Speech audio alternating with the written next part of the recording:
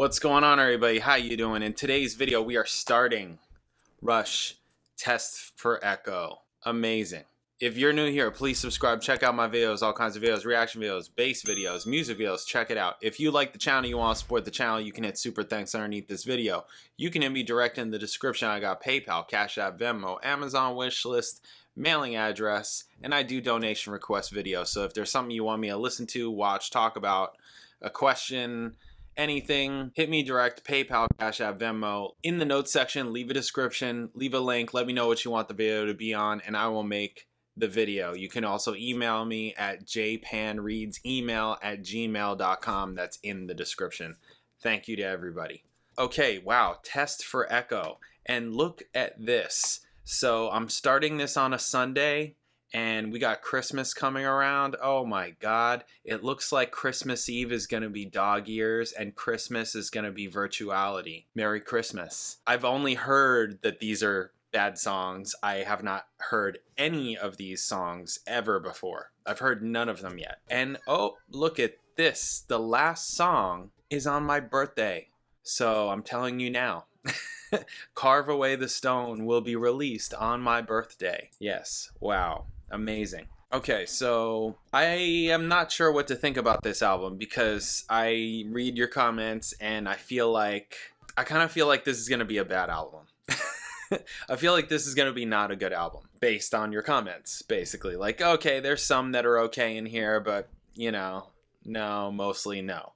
And also, we're starting to talk about the loudness wars and all of that kind of thing. I just did Alex Lifeson's album, his solo record, and that really did not, just sonically, it didn't sound good. And I think it's because he mixed it himself. That's what I think. It had to do with mixing himself. Somebody commented about like, you know, things are like all over the wire and like it's not done in the studio. It's all at everybody else's studio and the files are being passed back and forth. And that's not an excuse to me. I mean, you know, especially in today's age and whatever. I mean, this is in the 90s, so maybe it was different then. But I mean, especially nowadays, it's like that's how things are done. Like that's not an excuse at all in any way, shape, or form to me. But maybe in the 90s it was different. I was not recording in the 90s. So I don't know. So if you're new here, you should know that this is the first video of the album. So I read through the Wikipedia just to give me some baseline knowledge of what's happening here. And I found that it helps. Sometimes there's things in here that I can pull from later or that give a little bit of insight just before I check it out. So anyways, all right, Test for Echo is the 16th studio album by the Canadian rock band Rush, released September 10th, 1996. The final Rush work before the death of Neil Peart's daughter and wife that put the band on hiatus until the recording of Vapor Trails. It is also the final Rush album co-produced by Peter Collins. Okay, I thought it was very interesting that they brought him back. That's like pretty wild. The title track reached #1 on the mainstream chart. The song Driven became a bass showcase for Geddy Lee during live performances, while Resist was rearranged as an acoustic song on Vapor Trails and R30 tours. The band did not perform any tracks from the album on subsequent tours. Test for Echo was remastered and reissued twice. Oh my Jesus. In 2004 as a continuation of the Rush remaster set, and in 2013 as part of the box set. In May 94, Rush finished their Counterparts tour of the United States and Canada in support of the band's 15th album, Counterparts. The group then took a usual break in activity, but this went on to last 18 months as bass guitarist and vocalist Geddy Lee wanted to be home for the first year of his daughter's life. With their free time, Alex Lifeson recorded his first solo album, Victor, and Neil Peart released a Buddy Rich tribute, Burning for Buddy, and spent time on his technique, receiving formal tuition. That's not right. Receiving formal tuition from the jazz drummer Freddie Gruber. You mean like he studied with him? Like instruction? Instruction instead of tuition. Anyways, for the majority of the album, Peart plays with traditional grip. In October 95, the band decided to start work on the next Rush album, and as with their previous 3 albums, retreated to Chalet Studios in Claremont, Ontario to write and rehearse. Having been together for more than 20 years at this point, Lifeson questioned if Test for Echo was to be Rush's last album and whether they were to tour it at all. Interesting. He changed his mind when it was finished, as the group was already in talks about the next album, and said, We've got a lot of stuff in us yet. The first sessions were difficult for him, having had full control of Victor and the same old discussions with Lee as to what direction the new Rush album would be prior to writing. Once I exorcised those ghosts, the following week we wrote 5 songs. We dove into it and it was very, very positive from then on. The band put up inspirational slogans on the studio wall, including individually, we are a ass. Together, we are a genius. And if you want something done right, just forget it. That's pretty funny, actually. Lee and Lifeson completed almost 6 songs before they presented any of their work to Peart, as they did not want to interrupt the flow of their productive writing. They had reserved the studio for around 10 weeks, but the productive sessions resulted in the writing finished 3 weeks early. Lifeson said the group were in particularly good spirits throughout the album's production and put it down to the break they had taken. The band adopted its usual method of Lee and Lifeson working on the music, with Peart working alone on the lyrics, but the music was written in a different way than before. In the past, the writing had Lee and Lifeson form songs by matching pieces of music to verses and choruses as they went, and all 3 would listen to what was put down and exchange ideas to develop them further. This time, lyrics were matched with suitable sections of music, after which they were recorded, and Lee and Lifeson would work on something else. As Peart wrote, they didn't want to get bogged down in the jigsaw puzzle of assembling whole songs, but rather keep the momentum going with a flow of fresh ideas. After a collection of songs were worked out, the group started to refine their individual parts. On November 95, the group were faced with heavy snow at Chalet Studios, which led into the North American blizzard of 96 in early January. The snow continued through the recording of the album, which inspired the album's artwork. Almost all the tracks were written, arranged, and put onto demo tape by December 95. The band was then joined by Peter Collins, who they chose to resume his role as their co-producer. Collins was their co-producer on Power Windows, Hold Your Fire, Counterparts, and offered what Peart described as small but critical improvements to what they had already recorded. The album continued to display the group's change in sound, which had started on Presto, towards guitar-oriented music and the reduction of keyboards. Cool. The album was recorded from January to March 96 at Bearsville Studios in Bearsville, New York. The studio was chosen because the band wanted to capture more size from Peart's drums, and the facility was more suited to his kit. Additionally, recording took place at Reaction Studios in Toronto. Ooh, Reaction. Where it snowed for 40 consecutive days. Nah, hell no. See, that's why, no. That's why I moved to LA and not New York after I lived in Boston, and that's why I live in Florida now. F all that. 40 consecutive days? No. Test for Echo was the first time Rush worked with American engineers and mixers, having only worked with English and Australian personnel before. They chose the recording engineer Cliff Norrell, a longtime fan of the band who once performed Rush cover songs in his own group. Okay. Album was mixed in April 96 by Andy Wallace. Group made a conscious decision not to enter the studio until Wallace had prepared a mix for them to comment on. Lifeson said, "We'd hear completely different takes on these songs that we'd live with for 6 or 7 months. There were things that we really wouldn't have thought of, and that was really the whole point of him being there." Upon release, Lifeson rated Test for Echo as one of Rush's best albums.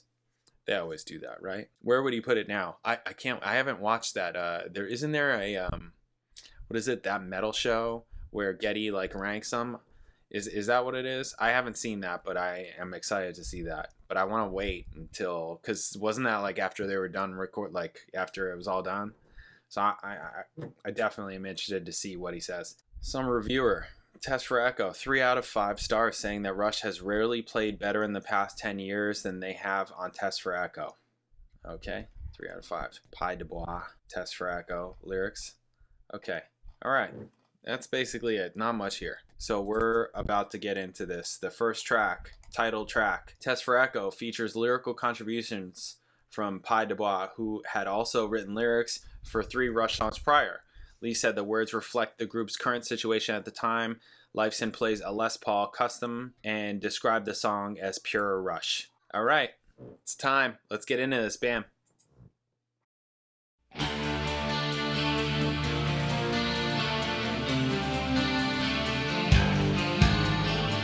Here we go, vertigo, video vertigo, test for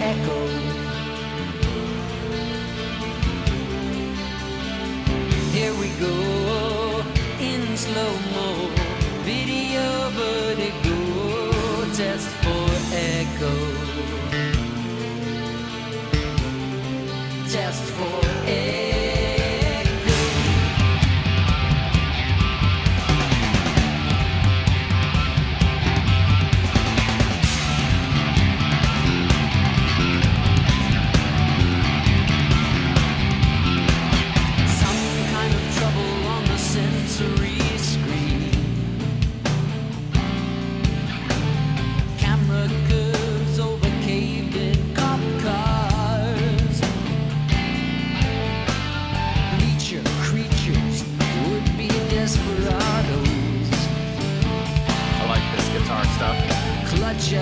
Lots of guitars, actually.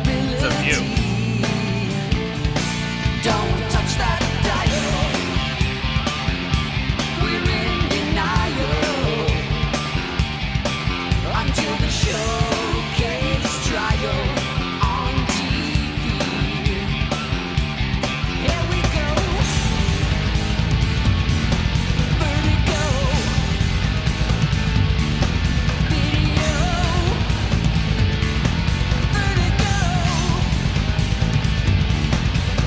Test for echo.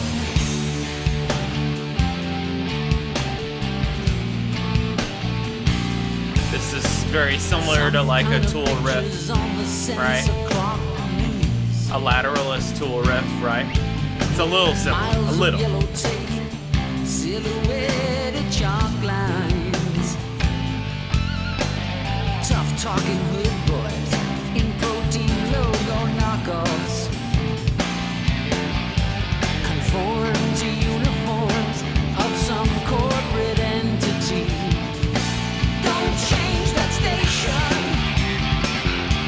It's gangster nation. Now crimes and syndication on TV. What a show. Vertigo. Video vertigo. Test for Forgot. echo. Touch and go in slow-mo. Video vertigo. Test for echo. Test for echo.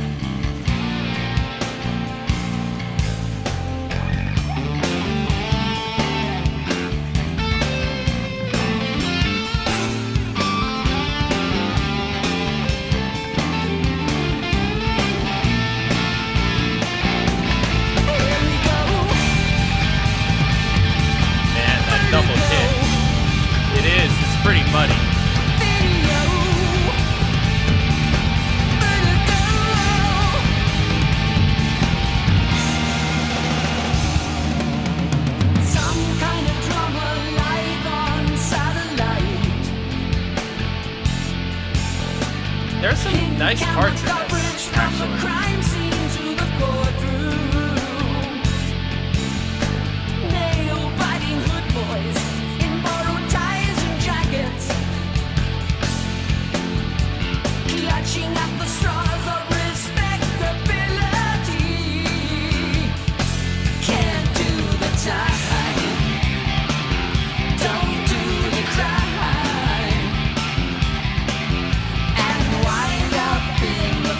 Walk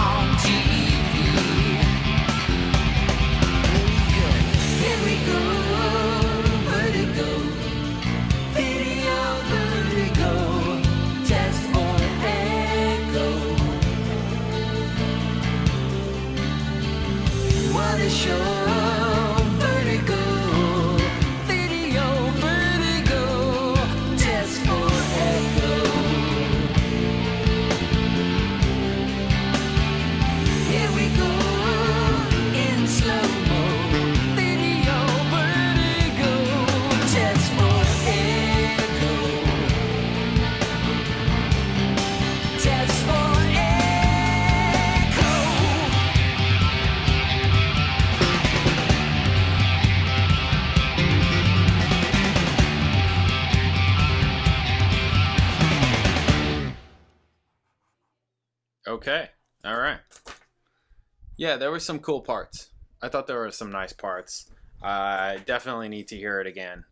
I could also hear, there was lots of like layered guitars. There was some cool guitar parts. I like, definitely more guitar driven. Was there any keyboard in there? And yeah, I can hear how it was like kind of muddy. And at first I was like, this sounds like it's like over compressed or something. I don't know what it was, but people warned me about that also, about like, like just sonically it's not. Yeah, I caught that kind of early on. It wasn't as bad as I guess I was thinking it was going to be, but I don't know. This is just the first song. Yeah, once that double kick came in, it was like all of a sudden I'm like, man, good luck transcribing these guitar parts. It's just like, it's all just like